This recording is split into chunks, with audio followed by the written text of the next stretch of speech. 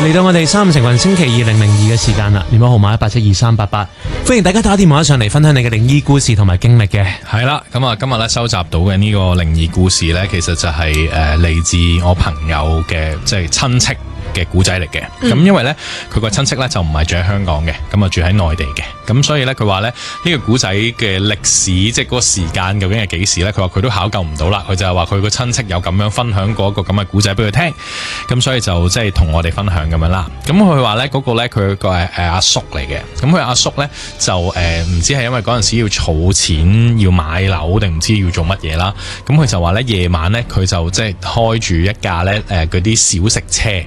咁嗰啲小食車係咩呢？係即場就喺架車上面煮嘢食嗰一種。咁係啦，佢就話呢係開住嗰架咁嘅小食車呢，就喺佢條村嗰度呢走嚟走去咁樣嗌做生意咁樣嘅。佢就即係可能佢哋話佢嗰隻呢就係嗰啲賣雲吞嗰啲。咁佢話呢，佢哋又唔係嗌嘅，佢哋係呢會有一個特別嘅工具，你當類似係木魚咁樣嘅東西啦，咁佢又發出一啲嗒嗒聲咁樣嘅聲音，咁總之呢，就係你聽到有呢啲咁嘅聲音嘅時候，咁你就可以拎住即係啲沙煲罌罉咧出去出面買雲吞咁樣嘅。咁佢話咧，佢阿叔咧就覺得都幾好啊，即係幾得意啊，咁啊10零20蚊一碗，10零20蚊一碗咁都湊下熱鬧，即係湊下熱鬧又好，或者賺啲即係使費都好咁樣啦。咁佢話咧都枕住有做嘅，咁不過咧佢就話咧喺做嘅過程裏面咧，都真係睇唔少嘢啊咁樣啦。咁佢話咧嗰啲睇唔少嘢係咩咧？有包括係靈異嘢啦，又另外包括係咩咧？有啲即係啲情侶鬧交啊嗰啲咁樣。佢話夜晚好多時候喺條村度有好多古靈精怪嘢發生嘅咁啦。咁佢話咧講到關於靈異嘢咧，佢就話分享咗2個。咁話第一個係咩咧？佢就話咧佢喺嗰條村嗰度咧，其實咧即係都叫做冇一個特定嘅路線嘅，即係純粹就係隨心啦，個 feel 想向前行就向前行，轉左就轉左，轉右就轉右。總之就係可能係夜晚你當8、9點開始，咁佢就揸住嗰架車仔咁就行啦。咁可能行到夜晚11、2點，咁佢就會翻屋企啦咁樣啦。咁佢話咧，佢好記得嘅，佢話係喺村頭嘅附近。咁佢話咧，經常咧，佢喺嗰個即係地方咧，都會即係見到有個女人。咁佢話見到個女人嘅時候咧，佢話咧開頭咧嗰個女人咧就唔 show 佢嘅，即係總之佢就見到有個女人喺度行咁樣啦。咁佢即係都會循例又問一問啦，佢話小姐要唔要雲吞啊咁樣。咁佢會循例問一問佢嘅。咁佢話開頭咧佢唔 show 佢。咁佢話咧直至擰都冇擰過嚟，即係總之就咁樣行走咗咁樣啦。咁佢都覺得冇乜所謂嘅，即係你賣嘢就係咁噶啦，即係唔一定個個要睬你噶嘛，同埋唔一定要個個幫襯你噶嘛。咁佢話咧當佢即係叫做咗一段時間之後啦，咁佢話咧有一次就係因為咁啱咧，就喺遇到嗰一個嘅女士嘅嗰個位置嗰度咧，有人要買。咁佢就要停低架車喺度煮啦，即係佢就要即係處理嗰個生意咁樣啦。咁佢話咧咁啱咧嗰個女人咧就行到埋嚟。咁佢話咧，當佢行到埋嚟嘅時候，佢都冇問佢嘅。佢因為佢知道，即係問咗佢好幾次，佢話佢都知道佢唔會買，佢所以佢都冇問，咁佢繼續專心煮咁樣啦。即係佢認得佢個樣噶咯。佢認得，因為即係佢係望到佢個樣。佢係記得嘅，佢係記得就係喺嗰個位置，即係村頭附近嘅位置。佢就話咧，佢會見到同一個女人。咁會行過咁樣啦，咁佢就話咧嗰刻佢就冇叫佢買，佢純粹咧就係即係見到有個人行過咁樣啦，咁佢就繼續好專心咁煮啦。咁佢話咧當佢即係好專心就嚟處理好嘅時候，佢就話咧見到咧嗰個女人咧就行咗埋嚟個檔口嗰度，咁跟住咧佢就即係見佢行埋嚟，咁啊當然問下佢啦。佢話小姐想要乜嘢啊咁樣啦。跟住之後咧，嗰個店主咧就望住嗰個女人，嗰個女人咧又冇反應，即係冇出聲冇成。但係最神奇嘅係咩咧？就係隔籬嗰個客人，隔籬嗰個客人問佢：你同邊個講緊嘢？因為隔籬嗰個係一個男人嚟嘅。跟住佢就好好奇，佢就問：你同邊個講緊嘢？咁嗰個即係佢嗰個即係朋友嘅阿叔咧就話。唔係你隔籬嗰個小姐咯咁樣，跟住佢話我隔籬冇人喎。究竟邊個驚啲咧？我想問。我隔籬冇人咁樣啦，咁跟住嗰刻咧，即係兩個男人咁就，哎呀冇嘢啦，嚟整好噶啦咁樣，咁佢就即刻上車就即刻走啦。咁嗰個，但係佢走之前應該都仲見到嗰個，係佢仲見到嘅嗰個佢話都理唔到咁多顧客，另一個顧客企喺度，係啊，因為嗰個顧客都已經即刻拎咗就衝走咗啦，已經。咁跟住佢咧就即係揸住佢嗰架車就即刻翻去啦。佢嗰日都冇話做到好夜，即刻就衝咗翻屋企。咁佢話咧，自此之後咧，佢就唔再行嗰個位置啦，因為佢驚啊。即係佢驚，即係又再遇到咁樣啦，因為佢知道嗰個應該就唔係人嚟噶啦，咁樣啦。咁但係咧都冇乜後續嘅嘢嘅，咁即係佢都冇搞啊，掂住啊，冇嘅，佢純粹係即係叫見到咁樣啦。咁跟住佢話咧呢個係第一個，咁啊另外一個係點樣咧？又係夜晚啦，即係做緊生意嘅時間。咁佢話咧嗰一晚咧，佢好記得咧，佢話成晚咧都好靜局。佢話靜局到咧，係佢都幾乎喺度諗緊，哇！點解好似即係村嗰啲人全部都冇，即係冇晒人咁樣嘅咁樣啦？咁但係佢又見到萬家燈火嘅喎，即係大家都着晒燈啊，成啊咁樣嘅喎。佢話好好奇，唔通即係有啲咩新嘅電視劇相，即係咁專心咁樣，即係佢喺度全部人都唔出街。係啦，佢喺度諗緊呢樣嘢咁樣啦。咁佢話咧，即係嗰晚咧，其實踩咗，即係佢嗰個唔係電動車嚟㗎，係單車嚟㗎。即係嗰啲單車，即係嗰啲3個轆嗰啲，跟住後面有得可以擺個架喺上去嗰啲啦。咁我話咧，佢嗰日咧都踩咗一段時間，即係可能踩咗個零鐘攰啦咁樣。佢話見攰啦，佢咧就停咗喺即係條村嘅即係邊緣位置啦。咁佢就話咧嗰個位置嘅出面咧，其實咧就會有條大馬路嘅咁樣啦。咁佢話咧，通常咧嗰啲車咧就即係好少會喺嗰個位置度入村嘅，因為嗰啲車行得好快咁樣啦。咁佢就停咗喺嗰度附近咧，就叫做即係休息咁樣啦，唞下涼咁樣啦。咁我話咧，突然之間咧喺呢個時候咧，就有一個嘅即係男士就走埋嚟，佢就問佢，佢話係咪賣雲吞㗎你咁樣？跟住我話係啊，好新鮮啊，好靚啊，啲雲吞今日啲豬肉好靚啊，咁樣喺度即係推銷咁樣啦。咁跟住佢就話咧。我想要幾多個雲吞啊？因為咧我有3-4個小朋友嘅，咁我哋都好想食啊咁樣。咁跟住之後就即係寒暄咗幾句咁樣啦。咁總之最尾咧佢就即係幫佢買咗唔知5碗定唔知6碗，咁就買咗啲雲吞咁樣啦。咁因為咧佢本身咧就即係叫做即係。買雲吞俾人哋嘅時候呢，佢係會用一啲嘅器皿裝啊嘛。咁嗰個男人呢，佢就係冇嘅，佢就話我冇呢啲嘅器皿啊咁樣。咁我冇問題，我都有啲即係碗啊嗰啲可以俾你嘅，咁啊可以俾你用咁樣啦。咁你用完你俾翻我啦咁樣，咁係可以咁樣嘅。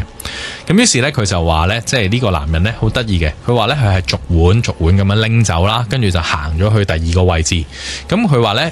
因為可能夜晚燈光嘅問題，佢話咧都相對都幾黑下，咁佢就見到咧就擺低咗喺個即係地下嗰度，跟住佢話咧附近就有啲小朋友喺度啦，有佢屋企人咁樣啦，佢就擺低晒，即係一碗一碗咁樣搬過去。咁佢話咧就佢又要等佢哋食完先至走咁樣啦。咁跟住佢話咧過咗冇幾耐，佢嗰個男人咧就走翻嚟，就同佢講，佢話哎呀唔好意思啊。我哋未食完啊，咁樣，你介唔介意我哋轉頭先至俾翻啲碗你啊？咁話冇所謂，不過咧可能我都要即係再兜一兜圈啊，咁樣，咁如果你食完嘅話咧，你就擺翻喺地下度啦，呢棵樹呢度附近啦，我自己會嚟攞翻噶啦，咁樣啦。咁於是咧佢就即係。踩住佢架車就走啦，因為又收咗錢啦。咁佢亦都覺得嗰啲碗都唔會有人攞噶啦，咁咪擺喺度咯。咁我咪即係第二晚翻嚟嘅時候攞翻，咁咪得咯咁樣。咁好啦，如是者阿叔咧就即係揚長而去啦。佢話嗰晚咧都係完全冇生意，即係佢話係呢一檔有做到即係少少生意咁。於是佢就即係冇理到啦。第二晚佢又繼續出翻嚟咁樣啦。佢話第二晚咧個生意都一樣係咁差嘅，係啦。咁跟住佢行經翻嗰個即係原本賣到雲吞嘅嗰個位置，佢就諗住係我要收翻啲碗。佢嗰刻就醒起係我要收翻啲碗咁樣啦。佢就行到去嗰棵樹嘅下面，佢話見唔到啲碗。咁佢心諗俾人攞咗啫，可能係冇理由啊嘛，呢啲碗都貪，唔係啊嘛咁樣。即係佢心裏面就喺度即係燥燥地咁。咁佢就即係周圍揾會唔會係佢擺錯位咋咁樣？咁佢就行翻去咧，佢嗰晚見到即係佢哋幾個聚埋一齊嘅，再喺附近度揾下啦，係啦，搜索下咁樣啦。嗰個位置，佢行到埋去，佢見到咧，佢話係佢啲碗係喺個地下度嘅。佢話同時間，佢話啲雲吞咧，其實都係打寫晒喺個地下度，即係冇食過咁樣嘅。冇食過咁樣，就咁喺個地下度。佢再望真啲，佢話喺嗰個雲吞嘅前面有啲公祭嘅嘢喺度。哦，有人拜緊人，即係有意外拜祭係。跟住佢話有啲類似係拜祭咁樣嘅東西擺咗喺嗰度咁樣啦。佢嗰刻個心就超寒啊，因為佢就即刻聯想到會唔會係嗰啲嘢啊？即係佢哋買。係啦，會唔會係嗰啲嘢啊？直接買佢哋自己，係啦，定還是真係咁？其實真係有心買嚟人咁樣啦，唔知啊，即係人買嚟俾佢哋食啊嘛。係啦，買嚟拜咯，喺路邊，即係買嗰個真係人嚟嘅，不過佢就買嚟唔係自己食，係就係拜嘅，係啦。不過佢頭先未行啲嘢出嚟咁樣，可唔可以咁樣解釋？會唔會冇咁驚當事人？佢總之佢話當時阿叔佢就覺得係嗰啲嘢噶啦。佢話係哇，唔係咁勁啊嘛，咁樣啦，唔係咁猛啊嘛，咁樣佢亦都冇理到啲碗，就即刻揸住去嗰架即係3輪車仔，就即刻衝翻屋企啦。佢翻到去咧，佢就問佢老婆，佢話：喂，我想問下最近條村係咪有啲咩意外發生咗？跟住佢話：係啊，你唔知咩？佢話咩事啊？咁樣，佢話咪早2日咯。咪喺嗰條大馬路嗰度咯，有交通意外啊，係好似話成家走咗啊咁樣。佢嗰刻就好驚啦，佢話吓，點樣成家走咗啊？佢話係啊，咪就係即係有一家大細咁樣咯，連埋啲小朋友係好慘啊咁樣。佢話你唔知咩咁樣？我係做嘢點會知啫咁樣？你知我又要整嗰啲雲吞啊，剩嗰啲我點得閒理呢啲嘢啊咁樣。跟住佢話佢太太見到佢咧，面都青晒咁樣啦。咁就問佢做咩事啊咁樣。佢話我應該係撞到佢哋啦咁樣。咁佢嗰刻就即係叫做意識到，哦，即係我嗰晚係真係撞到佢哋啦咁。仲要係佢話唔知係咪即係第7日，即係類似係頭7咁嘅東西，定係點啦？佢話佢都唔敢數，冇理啦。總之佢話嗰晚佢就應該係撞到啦咁。咁佢話咧。之後咧，阿叔咧都係有繼續即係賣雲吞嘅。佢話佢冇退縮到，佢話佢繼續有賣到。咁但係咧，佢話喺即係一啲特定嘅日子啊，或者係一啲即係可能係比較偏僻啲、暗啲嘅地方咧，佢話佢都盡量唔去啦咁樣。同埋咧，佢話咧慢慢運作落去咧，阿叔好似彷彿有啲知道大約邊個位置會多人啲。有靈感啊！佢就專門行嗰幾個位就算啦。係咁就即係咯。佢話都冇乜嘢嘅。佢話純粹係佢見到咁，但係阿叔係驚呢啲嘢噶嘛。咁所以佢話佢見到已經夠震撼啦，係咪先？仲要咁樣去經歷咁樣。咁我有問佢嘅，我話咁你阿叔有冇即係睇翻嗰啲錢係點啊？係咪陰司紙啊？即係有冇收翻？即係香港都市傳說係咪？係啦。跟住佢話哇，咁又冇問阿叔啊，冇乜點理喎呢個位，可能佢當下收到嗰啲，或者係佢收咗，但係冇理到，或者係根本佢都唔知有冇收到佢，因為嗰刻驚到都乜都唔記得晒。係啊，咁所以就冇嗰個即係都市傳聞係咪會收到陰司紙嘅嗰樣嘢啦？咁係啊，咁但係就即係發生喺阿叔。即係可能喺一啲可能相對比較鄉村少少嘅地方，你夜晚你揸住呢一啲即係叫做 food truck 咁樣啦。不過佢嗰個真係單車，即係單車仔，即係輕巧啲、輕便啲嘅嗰啲。係啊，咁係熬啲，係驚啲嘅。驚啊！因為佢可能跑得快過你噶嘛。係真，佢飄啊，直頭係真心喎，真係跑得快過你喎。係啊，咁不過阿叔就即係佢話都做咗冇一段時間之後就都冇繼續做啦。我唔知可以入鋪啦係嘛？儲夠錢唔知啊。總之就係即係做咗幾年咁樣，佢話就都冇繼續做啦。可能都真係驚嘅。我諗唔知道會唔會令到大家就可能你係曾經係從事可能送外賣啊，或者可能係你即係夜晚嘅工作係啦，可能係啲比較偏僻啲，或者係一啲即係人煙冇咁多嘅地方度，陰暗啲嘅地方啊，即係會遇到啲靈異故事同埋經歷咧，都歡迎大家打電話上嚟嘅。我哋今日35成群星期2 002電話號碼1872388，等你嘅電話打嚟，等你分享屬於你嘅靈異故事同埋經歷啊！繼續我哋三五成群星期2002嘅時間，電話號碼1872388，歡迎大家打電話上嚟分享你嘅靈異故事同埋經歷嘅。電話旁邊有呢位聽眾喺度，Hello 你好 ，Hello 你好，你好啊 Hello 喂，你叫咩名啊？我叫 Lulu 啊。Lulu 你好，係有咩靈異經歷同我哋分享呢？今日我呢個呢就係30多年前噶啦，咁我個女朋友呢就移民加拿大，係咁呢佢嗰陣時喺應該係 ATV 亞洲電視做嘅，佢做嗰啲嗰啲咩體育節目嘅主持嘅，咁都做得幾好，但係佢有好多原因走啦吓，咁我諗其中呢個可能係呢個原因，咁就我上去餞行啦，佢住喺銅鑼灣嘅，咁就我諗個大廈已經拆咗啦，新型大廈。咁我上去探佢啦，就諗住帶埋佢落去銅鑼灣食飯啦。咁啊上到去咧，入到門口咧，佢個廚房嗰個記得咧係右手邊嘅。咁望入去咧，個廚房好亂喎，即係唔似係你移民執嘅嘢，係嗰啲煲啊，所有嘅餐具啊，啲碟就爛晒喺地下度。咁我就話Anne-Marie 你走，點解要帶埋啲煲碟咧？你喺外國買都得啦。咁佢就話唔好講，好神秘喎。平時佢好多嘢講啊嘛，佢唔好講，等我攞個手袋，我同你落去食飯，喺下邊先傾。咁我到樓下咧，同我講咧，其實咧有隻鬼咧喺佢廚房度好嘈，佢執緊行李嘅，執緊佢要移民嗰啲所有嘅嘢，整頓緊啲嘢嘅。咁佢就話點解會隻鬼入你間屋咧？佢話其實咧呢隻鬼咧就係個鄰居嚟嘅。係你朋友個鄰居嚟嘅，本身係鄰居你先，係鄰居嚟噶，係啊，係佢鄰居嚟嘅。佢就話咧，喺佢冇講個時間或者講咗我唔記得啦。咁佢就話咧呢個係一個女秘書，咁喺一段時間之前咧，曾經咧係就同佢都幾好朋友嘅，會傾偈嘅，因為大家鄰居。咁佢就話咧，佢就知道佢嘅鄰居咧，同一個佢個老闆啊，個鄰居個老闆咧就結咗婚嘅老闆咧就有啲戀情嘅，係佢小三。咁拍咗一大段時間啦，咁佢就諗住可能佢會繼續同佢一齊，或者要離開太太。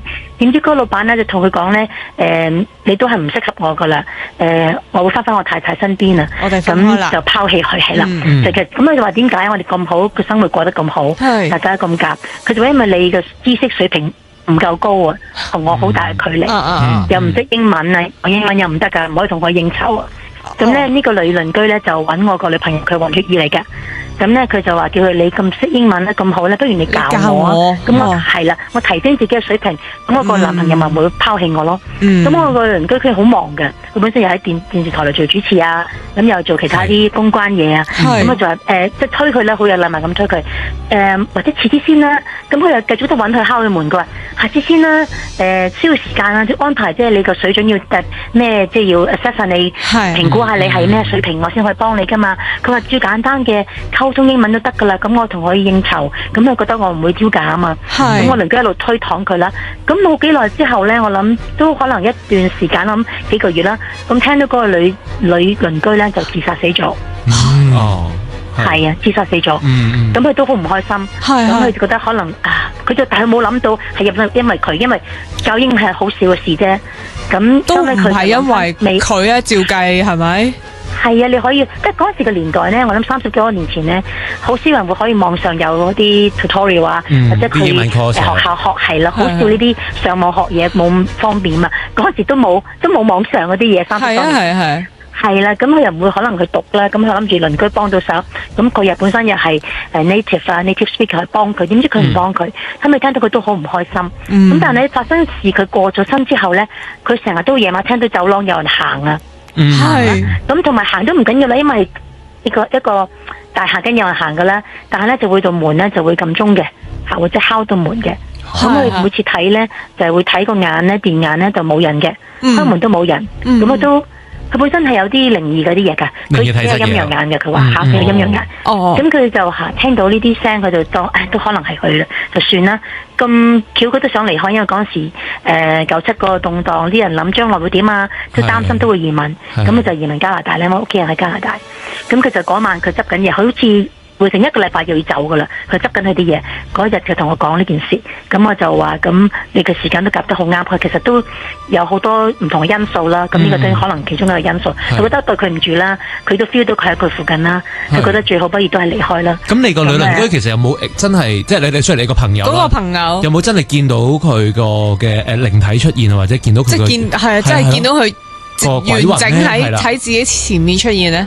佢就話咧訂嘢呢次咧，佢就聽到聲啦，同埋一啲好冰涼嘅感覺喺個廚房啦。但係喺門嗰度咧，佢之前未發生呢個掟餐具啊，搞亂個廚房之前咧，門口都會敲門或者撳鐘嘅。咁每次都冇人嘅，望電架亦都冇人嘅，開門都冇人嘅，咁就知道係佢咯。所以佢係個真正見到，所以佢係感覺上覺得係呢個人翻嚟揾佢，而唔係佢真係見到。好嘈，亦都佢又冇養寵物，唔係啲寵物搞到個廚房亂，佢係知道係佢嚇。係咁都幾恐怖喎！真係廚房嘅無端端就跌落嚟啊，或者總之你間屋入邊無端有啲聲唔係你製造出嚟嘅話，而你自己一個人住已經好驚咯，已經。係啊，同埋佢仲有同我講咧，佢話叫佢你好停啦噃，咁佢就停一停，又再重新嚟過。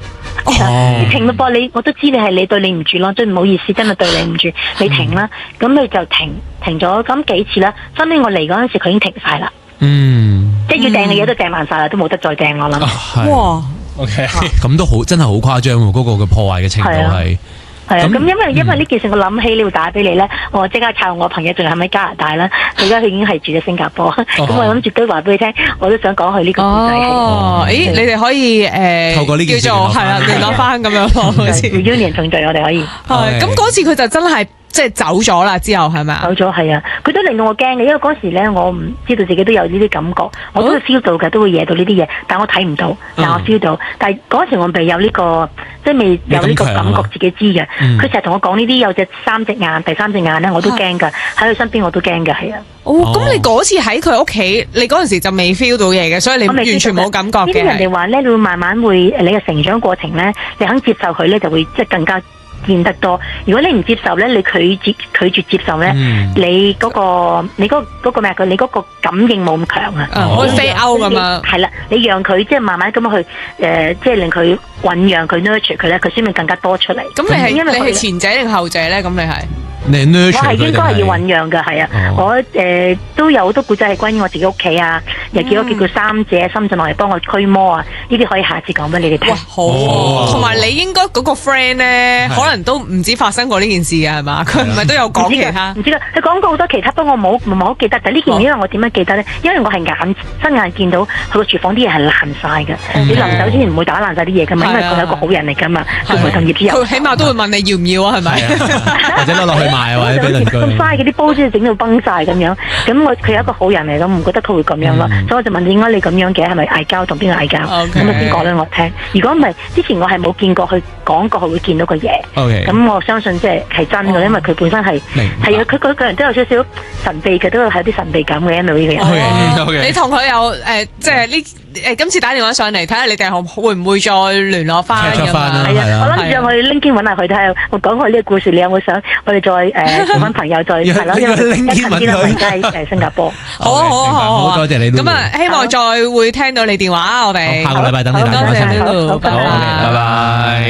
但係我覺得錯不在佢朋友喎，係咪先？即係講真，個源頭唔係我唔教你英文，一定係喺佢。即係我覺得一個人佢要有勇氣到要離開呢個世界嘅話，一定係一啲其實佢認為好重要、好傷害佢嘅事咯。係啊，即係我意思咁講，即係我唔覺得係佢嘅即係希望佢朋友唔好覺得係佢嘅錯令一個人選擇咗離開咁。佢心底入邊其實講真，當然係因為可能係感情，可能係其他嘢令佢覺得要走咁樣。當然呢個係一個我哋不鼓勵嘅做法啦。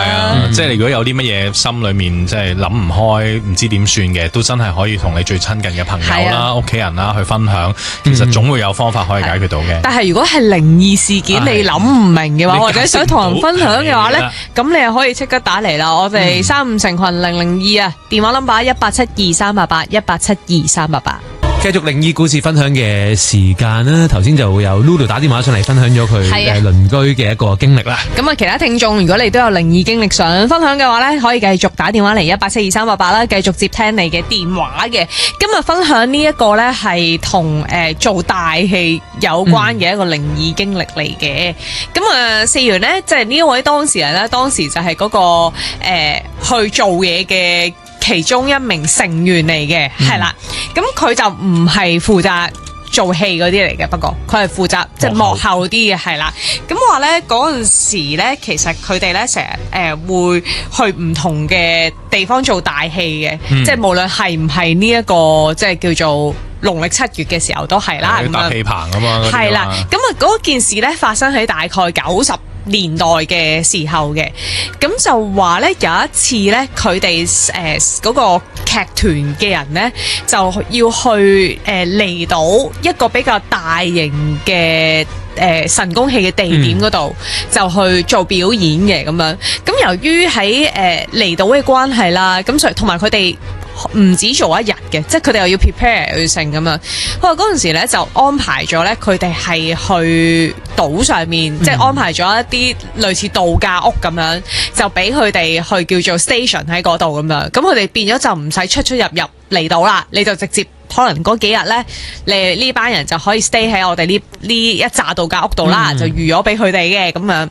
咁佢話咧，當其時咧，佢哋咧就會每日差唔多時候，可能晏晝至黃昏呢啲時間咧，佢哋就會喺度假屋嗰度咧就一齊行過去嗰個離島嘅神功戲嗰個表演嘅場地嗰度去做嘢咁樣啦。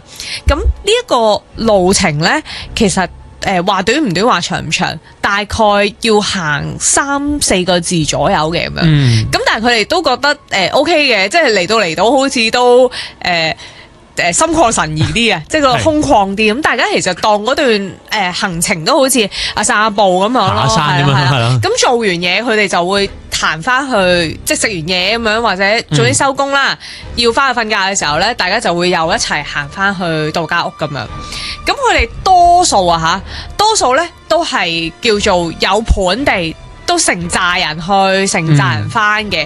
咁但係少不免有陣時就可能細 group 啊，或者你可能夜晚上出去，有啲人會食完飯出去散下步啊，或者去附近便利店買嘢。咁嗰啲就唔使登記出入咁誇張啦。咁但係佢話佢哋大部分時間呢都係成班人一齊行過去表演場地，或者表演場地行翻去度假。即係集體活動噶啦，係。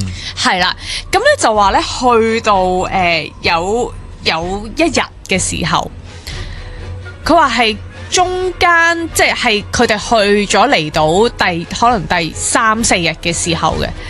佢話咧有一個同事，佢哋戲行嘅戲團啊，入邊嘅有一個樂手嚟嘅，佢話係。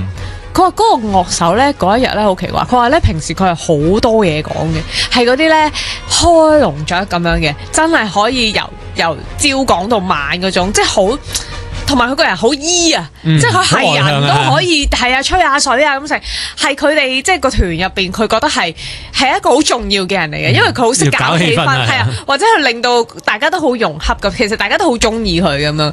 佢但係咧嗰日咧已經覺得。初時覺得冇乜嘢嘅，因為純粹覺得我好靜咯。但係你又唔會因為一個人突然間唔出聲，又即刻會 sense 到啊咁樣。咁後來呢，佢喺呢段路上面呢，就發生咗一啲事，令佢哋覺得更加奇怪。一陣間翻嚟就話俾你知，究竟呢個戲團發生咗咩事。繼續我哋3五成雲星期2002嘅時間，電話號碼872388，歡迎大家打電話上嚟分享你嘅靈異故事同埋經歷嘅。頭先咧就提到即係有一個戲團啦，去咗離島嗰度咧去接咗一個 job 嘅佢哋。當時佢哋就係要做1年幾日嘅戲咁樣啦，喺一個離島上面。咁所以嗰幾日咧，佢哋就係住喺島上面嘅一啲度假屋度嘅。咁頭先最後咧就係講到話佢哋係啦，大概第3-4日嘅時候，佢哋當喺度假屋去佢哋工作嘅地方嘅時候咧，就行翻嗰條路啦。咁頭先話大概3-4個字嘅，咁啊其中一位樂手頭先形容佢係開心果嚟嘅，係氣氛帶動員嚟嘅，好多嘢講嘅係啦。咁咧佢哋咧都冇覺得佢收晒聲嘅。係啦，即係冇一種咁樣嘅感覺，突然之間覺得突然間醒起呢樣嘢冇嘅，咁純粹咪大家咪都開工啦，咪行過去咯。但係咧，嗰個樂手做咗一樣嘢，就令到佢哋覺得佢好奇怪，同埋就發現哇，係佢今日好似全日都冇聽過佢把聲，但係佢而家做緊乜嘢？咁樂手做乜嘢呢？就話佢哋沿路行嘅時候，離開咗度假屋冇幾耐嘅時候呢，嗰個樂手呢就開始呢，雙手合十喺自己嘅胸前度，拜拜，拜拜。咁佢哋可能第一二下冇乜人懷疑，但係佢一路行呢，佢都 keep 住咁樣拜拜。OK，咁甚至乎呢，就佢一路行嘅時候，再行前啲嘅時候呢，佢甚至乎已經唔止係拜。咁樣喺個心口前面拜啦，佢甚至乎咧係5步一跪拜，5步一拜，10步一跪咁樣。哇，咁好誇張喎！好誇張，佢哋全部人係呆咗啦，然後有人就行前去，即係行喺佢隔離問佢：啊邊個你冇嘢啊嘛？咁講，你冇事啊嘛？咁樣講，因為佢哋從來冇見過佢，即係去做嘢之前要。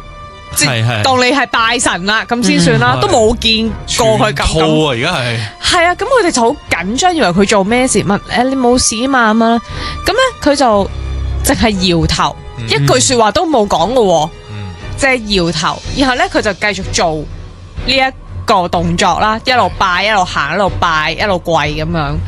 咁咧大家咧就開始打眼色啦，咁樣咁。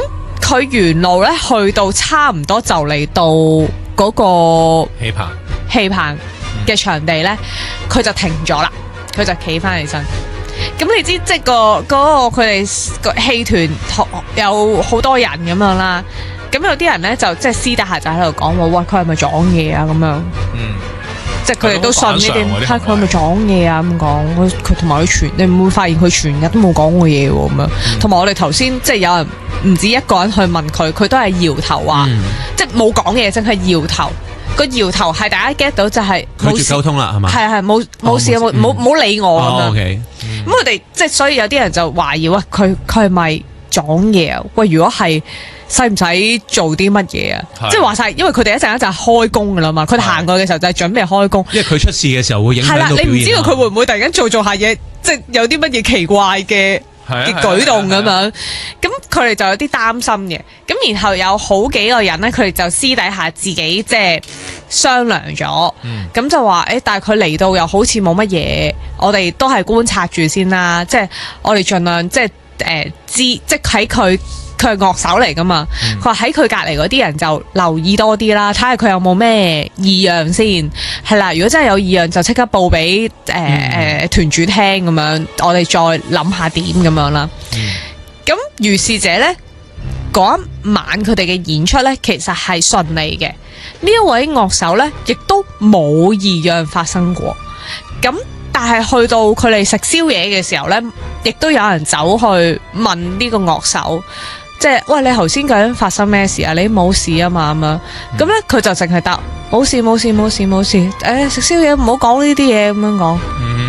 咁佢都係即係好似唔係好想講咁樣啦。但係大家個感覺咧都覺得佢唔係撞鬼喎嘛，即係佢唔似即係鬼上身啊。嗰個係佢嚟嘅。係佢本人嚟嘅咁啊，因為佢哋之前就係懷疑佢係咪撞嗰嘢上佢身，即所以佢會做埋啲咁嘅嘢。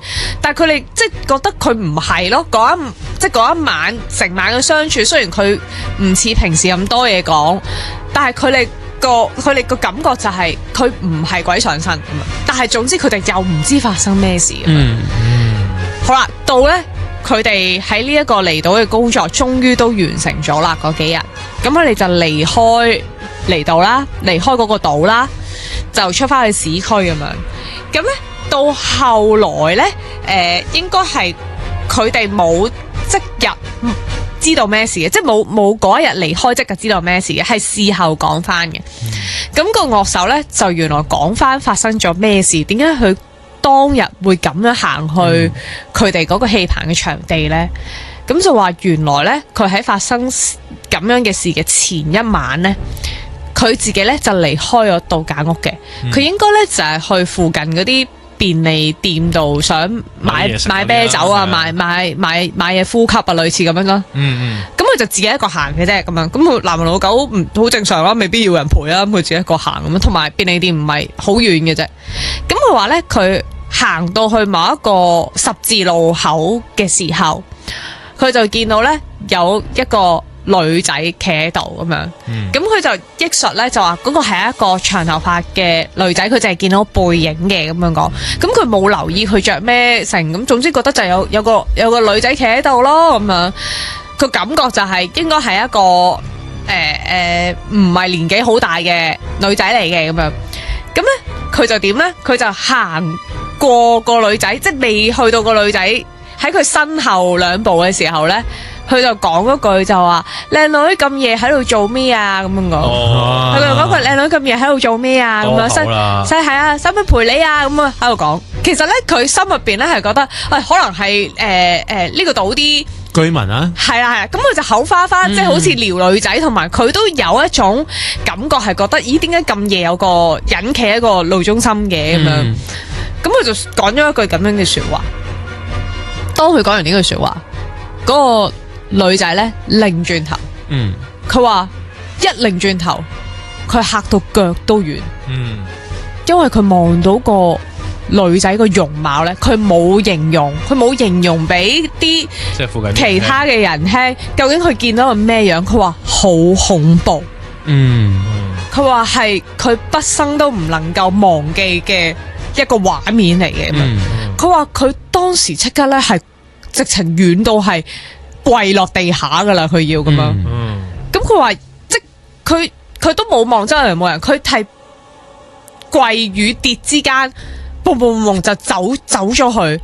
佢話佢冇擰翻轉頭望，因為真係好驚咁樣講。咁後來咧就有人講翻啦，就話嗰個地方係真係有個傳說嘅咁樣，咁啊信不信由你啦。咁樣就話嗰個傳說，即係好多唔知幾多，可能成100年前咁啦。就話嗰條村度咧就有個女仔同一個男仔咧，就唔理屋企人反對，佢哋咧就要一齊，然之後就約咗私奔，冇錯啦。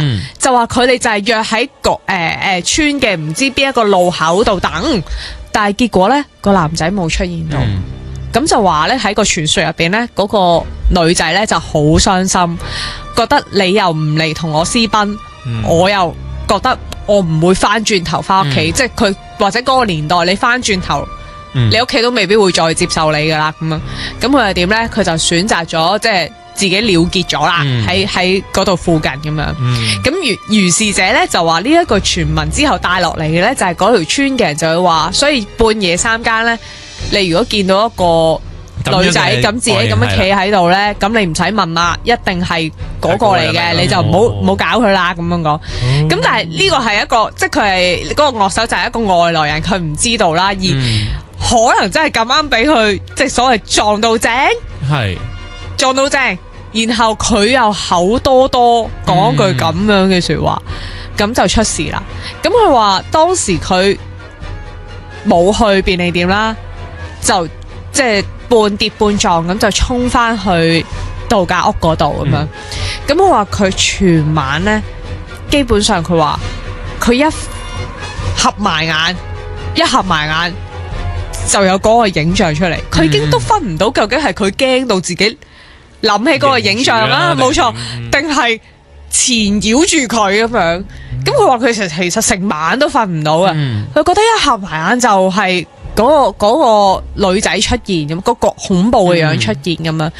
咁所以咧，佢就臨天光嘅時候，佢就自己心入邊講嗰句，佢就話對唔住，即係我唔係有心嘅，我係啦，即係我唔係有心嘅，我係外來人，我乜都我唔知啊，我唔知你係邊個嚟嘅，我都唔係住喺呢個島嘅。佢話但係咧，我聽日去戲棚做戲嘅。你去睇啦，即係佢意思係，即係因為佢覺得呢啲戲都係做俾佢哋睇嘅，某程度係啦，即係有一個意義喺度，佢就覺得即係意思係，即係你去睇啦，我會娛樂，係啦，我陪罪會娛樂翻你嘅，係啦，我沿途一定會即係同你講對唔住咁樣，即係三跪九叩嗰啲咁樣，即係類似咁嘅意思，我會賠罪嘅，係啦，你唔好搞我，千祈唔好跟住我咁樣，佢心入邊就講咗呢一紮嘢。咁佢話佢講完，真係心入邊自己講完冇幾耐咧，佢就好似熄咗機咁咯，就瞓到即即係 lunch 都冇食咁樣啦。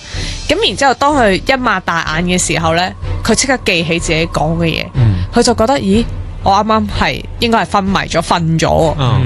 咁佢就唔通，即係佢應承咗我講嘅嘢，放過我啦咁。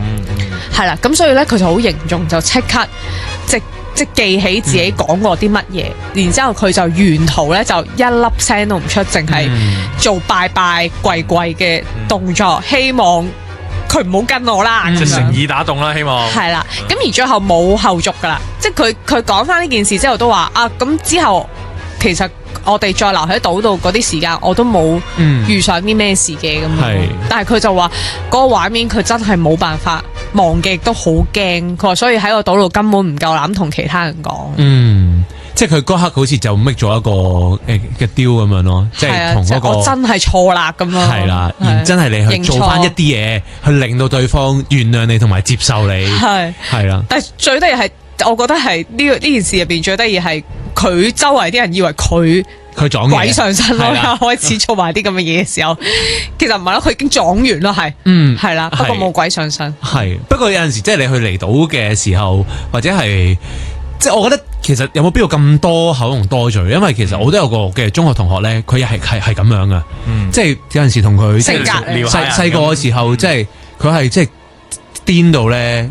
夜晚搭地鐵啦，咁你知可能有啲站係比較少啲人噶嘛，咁佢見前面嗰個咧個背影咧好似幾好咁樣啦，跟住佢講啲咩咧？佢話靚女着得好靚喎，你今日咁樣，甚至乎話喂今日條裙好短咁樣，跟住我嗰陣時我心諗你做乜嘢？你又唔識嘅嗰個人咁樣，係唔係第一你又唔知佢附近其實有啲咩人喎？係啊，同埋咁樣係構成騷擾㗎，係咯，性騷擾㗎。第二就係可能佢周圍嗰啲唔係人嚟嘅，咁點算咧？或者佢唔係人咁點算咧？係啊，咁所以即係每次咧，即係同佢可能係去嗰啲，即係譬如可能去 camp 啊。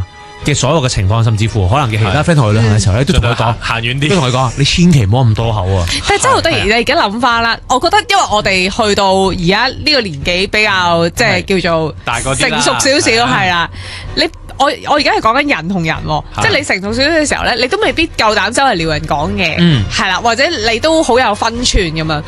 但係講真，你十零歲嘅時候，十零廿歲尤其是男仔咧，可能真係會周圍撩女，即係當年仲未有智能電話，你真係會周街撩女仔噶嘛？即係覺得有個機會係咪？你冇遇過呢啲事咩？或者你冇做過呢啲事？我冇俾人撩過咯。係，但你應該身邊有係咯，頭先講過啲咯，或者我係唔好話係少女嘅時代，我細個喺北角村玩，即係細個10歲8歲嗰啲，有陣時候有啲哥哥都會撩你講嘢嘅，但係佢唔係對你，即係佢唔係戀童癖嘅，佢唔係對你有意思，但係都話阿妹玩緊咩啊咁，佢都會即係口痕，係啊，有啲係口痕係會撩下你講嘢噶嘛，係，咁喺嗰陣時，其實你又。可能嗰個出發點未必係嗰一種想冒犯人嘅，可能真係以前啲人係即係多口容易溝通啲，多嘴啲，係啊。係，但係好多時候多嘴同多口喺夜晚或者喺某啲嘅地方就會有頭先 T 講嘅類似嘅嗰啲故事咯。同埋或者喺呢一個鬼門關嘅時候就盡量避免啦，夜晚嘅時候，因為鬼門好似未閂過係咪？係啊，好似去到7月嘅。係啊，9月21號啊，好似係今年係。同埋你始終即係有句說話叫禍從口出啊嘛，係咪先？即係管下把口係有必要嘅。有冇類似嘅經歷你都曾經發生過或者聽過呢？或者其他嘅靈異事件啊，想話俾我哋知嘅話，分享俾我哋嘅聽眾知嘅話呢，打嚟我哋嘅3五成群002，下星期我哋會繼續聽大家電話嘅。而家打嚟講定先都得噶，1872388，1872388。不過呢，即係呢啲呢都係一啲非精密科學啦，咁啊唔信嘅朋友呢，你就當古仔咁聽啦。下個禮拜我哋會再聽一啲靈異古仔，記得留意住啦。